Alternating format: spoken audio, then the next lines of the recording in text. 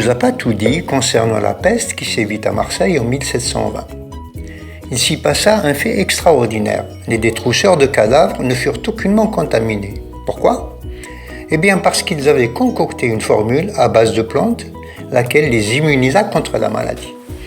On les captura, on les tortura afin qu'ils donnassent leur formule, on leur promit la vie sauve et quand ils la livrèrent, on les exécuta.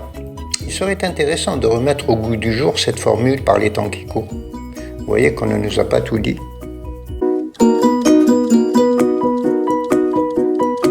On ne nous a pas tout dit concernant un voyage à travers le temps que je vous propose.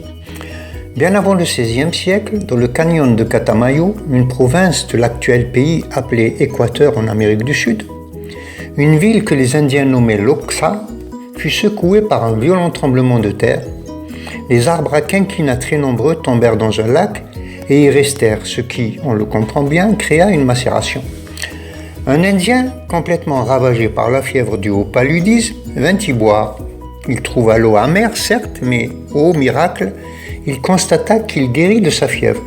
Ainsi, tous les autres Indiens malades y burent et furent également guéris. Vous voyez qu'on ne nous a pas tout dit. On ne nous a pas tout dit concernant les arbres à quinquina. Ayant compris que les arbres à quinquina pouvaient être à l'origine de l'amertume de l'eau du lac, et donc de la guérison d'Indiens atteints de paludisme, les savants autochtones préparèrent infusions et décoctions avec les différentes parties de l'arbre jusqu'à comprendre que l'amertume provenait en réalité de l'écorce de quinquina. Les Indiens réussirent à guérir des fièvres, mais aussi la typhoïde et, ne perdons pas de vue, qu'ils réussirent à guérir une maladie virale, la grippe, notons bien cela. Et on appelle ces hommes des sauvages. Bref, vous voyez qu'on ne nous a pas tout dit. On ne nous a pas tout dit concernant la fleur de quinquina. Les Indiens ayant déterminé par leur propre médecine que l'écorce de quinquina possédait des vertus contre les fièvres intermittentes, notamment les tierces et quartes, parce que revenant les 3e et 4e jours, mais aussi contre beaucoup de maladies, notamment virales, comme la grippe, nommèrent cette écorce la mère des écorces, ou l'écorce des écorces. Et comme l'écorce était appelée quina, la quinquina fut nommée quina-quina dans la langue indienne. Vous voyez qu'on ne nous a pas tout dit. On ne nous a pas tout dit concernant le quinquina. Les Indiens, pas rancuniers pour un sou, malgré la conquête espagnole qui les décima, réussirent à sauver des pères jésuites atteints de maladies, mais aussi le gouverneur de Loxa.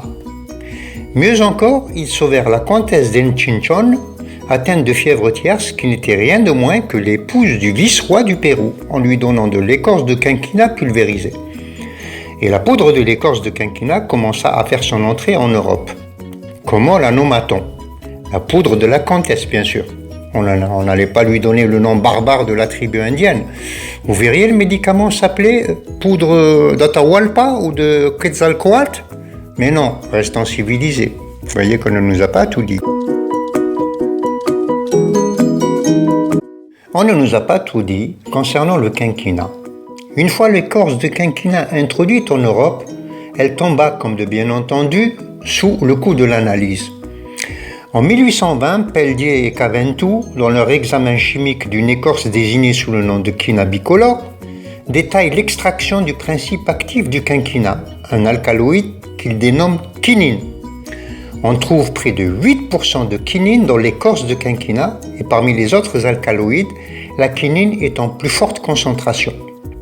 Woodworth et Doring travaillèrent de manière très controversée sur la synthèse de la quinine en 1944. Dès le début, on oublia les sauvages indiens qui transmirent les secrets de la plante. C'est ce que l'on appelle la reconnaissance. Bien sûr, on ne nous a pas tout dit. On ne nous a pas tout dit concernant la quinine. Dans son dictionnaire chimique, Pierre de Mentène définit étymologiquement la quinine comme dérivant du quinquina.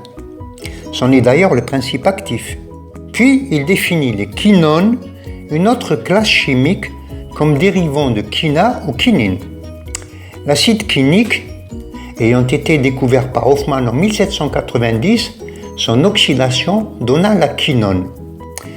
Par ce jeu de réactions chimiques et d'étymologie, je voulais attirer l'attention sur une quinone importante, la thymoquinone, principe actif de Nigella sativa, qui n'est rien d'autre que la graine de nigelle ou cumin noir. La thymoquinine existe également dans le thym. Comme quoi, Ibn Sina dit Avicenne avait encore raison. Quel génie! Vous voyez qu'on ne nous a pas tout dit. On ne nous a pas tout dit concernant la quinine. La quinine salvatrice fut délaissée pour des produits de synthèse moins toxiques à dose régulière, car la quinine est toxique sur le long terme pour le système nerveux. C'est ainsi qu'apparurent des produits de synthèse moins nocifs comme la chloroquine, la mefloquine, l'artémisinine provenant de l'armoise chinoise. Un autre produit encore moins toxique que la chloroquine est l'hydroxychloroquine, commercialisée sous le nom de Plaquenil par Sanofi. Nous y voilà. Vous voyez qu'on ne nous a pas tout dit.